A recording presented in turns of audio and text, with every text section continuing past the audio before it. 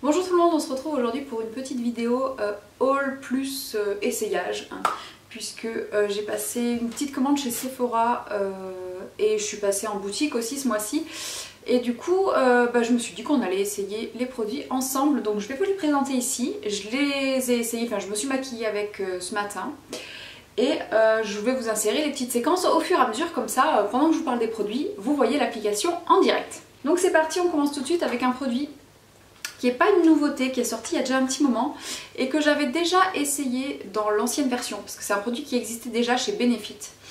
Il s'agit du Boing, donc c'est les anti-cernes.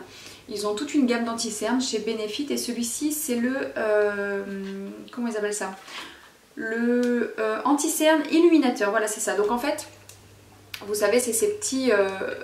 En fait c'est plus un correcteur qu'un anti-cerne puisqu'il a cette petite couleur un peu saumonée pour neutraliser le bleu des cernes. Donc c'est un produit que j'avais déjà acheté il y a très longtemps dans l'ancienne version, que j'avais adoré puis que j'avais terminé, que j'avais pas racheté.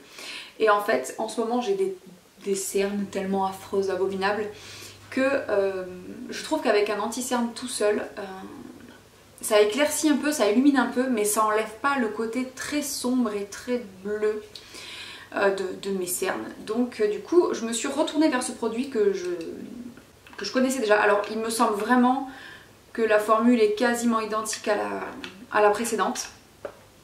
Et bien sûr j'ai la teinte numéro 1 et donc c'est celui que j'ai mis. Je le trouve toujours aussi crémeux, je le trouve toujours aussi couvrant, je le trouve toujours aussi lumineux. Il n'est pas du tout desséchant, il y a plusieurs teintes, il y a plus de teintes que dans la version qu'ils avaient sortie en premier. Je crois que celle-là ils l'ont faite en plus de teintes. Et vraiment c'est un produit que je trouve super bien pour neutraliser. Donc ça c'est le genre de produit qu'on va appliquer alors soit avec un tout petit pinceau, soit au doigt, vraiment uniquement. Alors moi je le mets sur... j'ai une veine en fait qui passe juste ici là et qui me donne vraiment une tête de mort le matin. Donc je le mets juste ici sur la veine et juste dans le coin ici. Comme c'est un correcteur qui est un peu orangé, c'est pas un anti-cerne que vous pouvez mettre partout hein, sous l'œil. Parce que sinon, donc le orange va neutraliser le bleu, mais ça marche que sur la partie bleue. Ça marche pas sur le reste. Hein. Donc vous mettez ça en premier. Une toute petite quantité suffit parce qu'il est très épais, il est presque un peu collant comme texture, mais moi j'aime beaucoup. Parce que du coup il accroche bien à la peau. Et il n'est pas du tout desséchant, donc vous mettez ça et par-dessus vous mettez votre anti-cerne. L'avantage c'est que vous aurez besoin de beaucoup moins d'anti-cerne pour camoufler et l'anti-cerne vous allez pouvoir le descendre pour illuminer un petit peu en même temps. Donc celui-ci j'étais très contente de le redécouvrir, je pense que je vais beaucoup l'utiliser ces prochains temps. Donc je suis ravie. Donc ensuite j'ai acheté deux produits chez Fenty Beauty. J'ai terminé mes poudres. Donc j'ai terminé ma poudre Kat Von D que j'avais en format voyage. Et je suis tout à la fin de ma poudre You Are Cosmetics. Et donc j'avais envie de m'acheter une belle poudre. Et j'ai pris celle de Fenty Beauty. Donc j'ai pris la Pro Filter. Elle s'appelle Pro Filter poudre fixatrice retouche instantanée. Et j'ai pris la teinte Lavender. Donc c'est une vidéo de Mimi, Mimi Signature qui m'a convaincue de tester cette poudre. Puisque souvent je trouve que les poudres ternissent un petit peu le teint. Je trouve qu'en général ça fait farineux, ça fait poudreux, ça fait trop mat, etc. Donc je suis hyper difficile en poudre. En général je préfère carrément ne pas poudrer parce que je trouve que ça me met un coup de vieux. Ça fait ressortir toutes les zones de sécheresse de ma peau, les ridules, tout. Enfin bref, c'est très rare que j'aime mon teint après l'avoir poudré. Mais bon, comme j'ai la peau quand même grasse, enfin mixte à grasse, et que j'aime bien que ça tienne toute la journée, et je veux pas trop briller non plus, je poudre toujours un petit peu au moins ma zone T, mais c'est un truc que j'aime pas faire, donc je suis très difficile en poudre. Et du coup j'ai pris celle-ci en teinte lavender pour pouvoir poudrer mon dessous des yeux, le centre du visage. En général je poudre que la zone T. Et du coup cette teinte là m'intriguait beaucoup, j'avais très envie de la tester. Donc la teinte Lavender, donc c'est une poudre qui existe dans plein d'autres couleurs. Et cette teinte Lavender, c'est une teinte qui est blanche mais qui a un sous-ton un peu mauve. Et donc qui va être très lumineuse. Et ça va vraiment renvoyer la lumière mais sans aucune paillette. Donc déjà je trouve que le packaging est magnifique. C'est ce qui m'a aussi fait craquer. La vendeuse de chez Sephora elle m'a proposé aussi la Huda Beauty, mais les parfums des produits teints chez Huda c'est juste pas possible. Alors que celle-ci elle a une odeur très discrète. Elle a presque pas d'odeur. Elle sent quand même un petit peu, je sais pas ce que ça sent. Alors c'est très doux et j'aime énormément l'odeur. Je trouve que le packaging est sublimissime. En plus il y a une énorme quantité de produits, il y a 28 grammes de poudre à l'intérieur.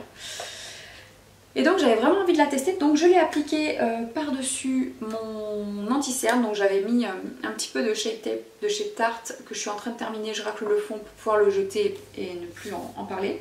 J'ai acheté donc également chez Fenty Beauty les éponges, les toutes petites éponges.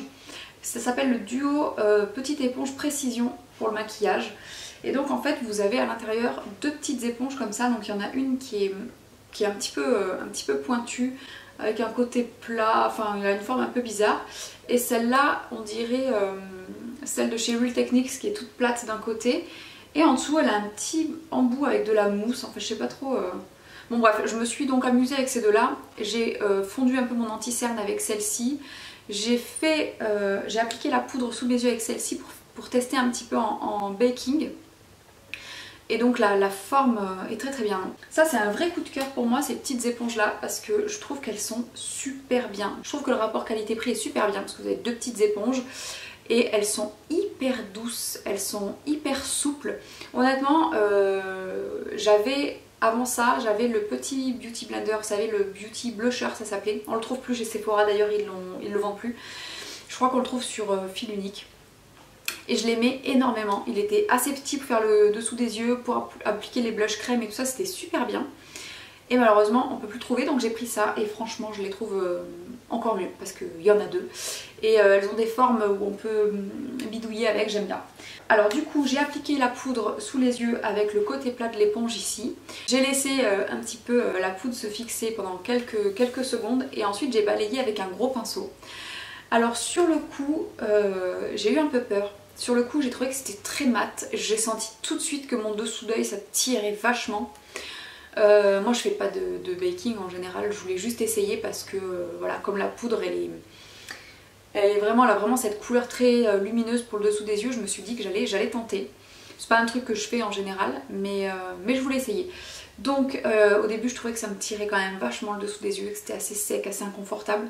Puis j'ai balayé, j'ai trouvé que c'était très mat. Alors sur le coup je me suis dit oulala ça va être compliqué, je sens que je vais pas l'aimer cette poudre. Et c'est vrai que elle disparaît complètement. Elle fait un effet très lisse, très velouté, très doux, mat mais pas plombé. Et elle est vraiment très jolie sur la peau. Ça lisse vraiment bien. Et c'est vraiment une poudre qui est mate, elle est vraiment mate, il n'y a pas du tout de paillettes, il n'y a pas du tout de particules lumineuses, mais pour autant elle renvoie quand même de la lumière, c'est assez dingue. Donc écoutez, pour l'instant c'est un achat que je ne regrette pas. Alors ensuite je me suis repris pareil un produit que je connais depuis des années, c'est la Primer Potion d'Urban Decay dans la version originale. Puisque j'avais acheté il y a quelques mois la version qui s'appelle Eden, donc c'est la version qui est un petit peu teintée, qui est en fait beige, en fait, qui unifie la paupière en même temps, mais le problème c'est que celle-ci elle est hyper sèche et elle est très, je sais pas, elle est très collante, elle sèche la paupière, elle fait un effet tout fripé, enfin bref j'aimais pas. Donc je suis repassée à ma bonne vieille Primer Potion, voilà, en format voyage parce que comme ça dure très longtemps, qu'il en faut très peu. Je me dis que c'est quand même, voilà, on en a quand même pour un petit moment. Je l'ai réessayée aujourd'hui, voilà, je la trouve toujours aussi bien, elle est presque un peu huileuse quand on la met. Il faut vraiment mettre très peu. J'utilise cette base parce que j'ai vraiment les paupières qui sont très grasses, très huileuses.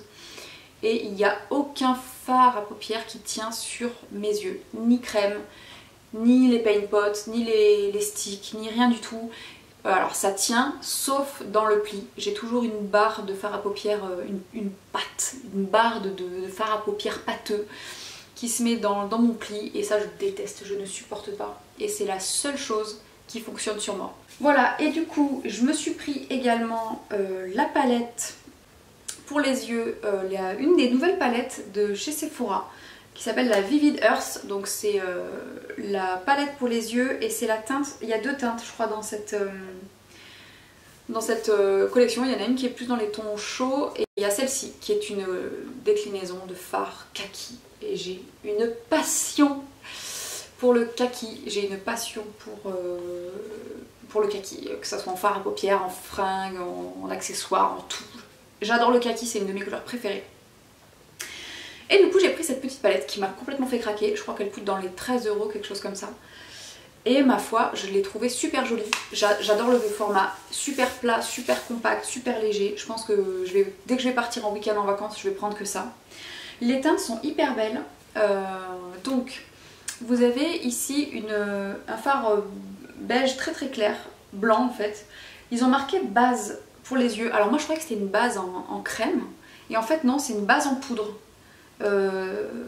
Donc bon, j'ai appliqué ça partout sur ma paupière, sur mes paupières et pour fixer la base et faire que les fards s'estompent bien. Écoutez, j'ai trouvé ça très bien. Ensuite vous avez un petit fard beige, vous avez un fard un petit peu de transition qui est super bien fait, qui est ni trop foncé ni trop clair, qui est ni trop chaud ni trop froid et qui va très très bien avec les autres couleurs.